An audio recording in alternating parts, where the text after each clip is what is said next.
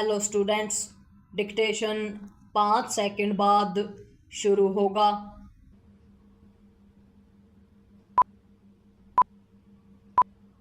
Start.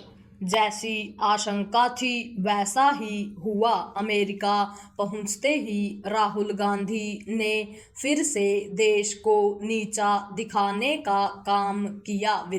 इस बार उन्होंने चुनाव आयोग को निशाने पर लेते हुए उसे समझौतावादी करार दिया।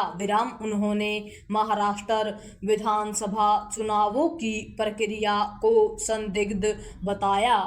वह पहले भी महाराष्ट्र के नतीजों को अविश्वसनीय बता चुके हैं और अपनी ओर से उठाए गए सवालों पर चुनाव आयोग के जवाब की अनदेखी भी कर चुके हैं।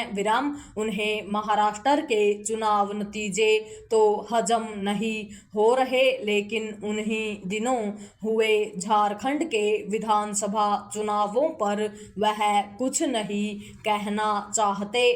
इसका कारण यही है कि झारखंड में कांग्रेस और उसके सहयोगी दल झारखंड मुक्ति मोर्चा ने जीत हासिल की थी।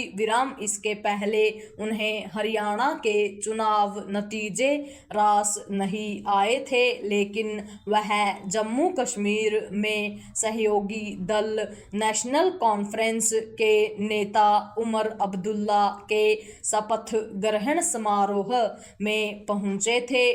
अभी हाल में दिल्ली में हुए विधानसभा चुनावों में कांग्रेस नेताओं ने इसका श्रेय लिया था कि उनकी पार्टी आम आदमी पार्टी को सत्ता से बाहर करने के अपने उद्देश्य में सफल रही।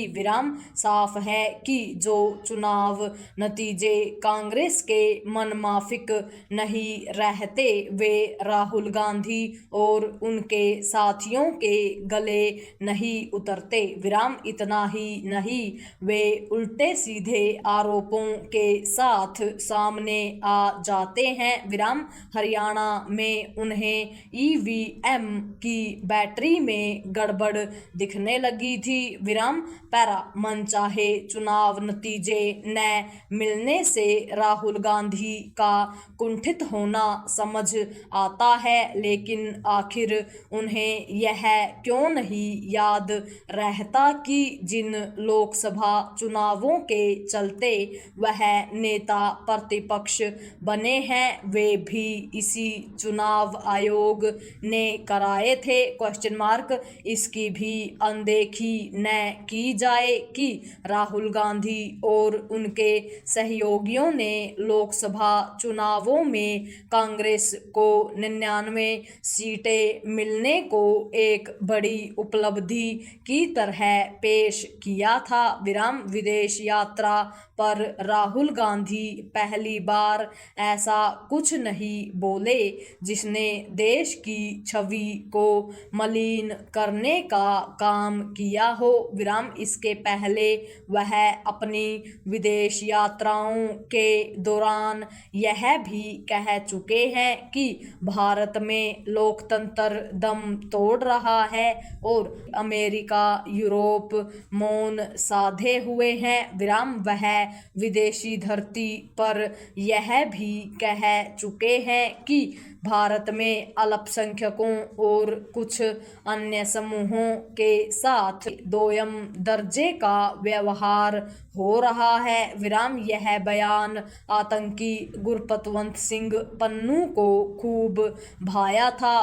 कश्मीर पर उनके एक बेजा बयान को पाकिस्तान भुना चुका है। लगता है वह देश की तरह विदेश में भी बिना सोचे समझे कुछ भी बोलने के आदी हो चुके हैं। इससे वह अपनी जग हसाई ही कराते हैं। राहुल गांधी इसी तरह बोलते रह सकते हैं, लेकिन यह समझ सकें तो बेहतर कि कुछ भी कह देने के कारण ही वह परिपक्व नेता के रूप में नहीं उभर पा रहे हैं। पूर्ण विराम।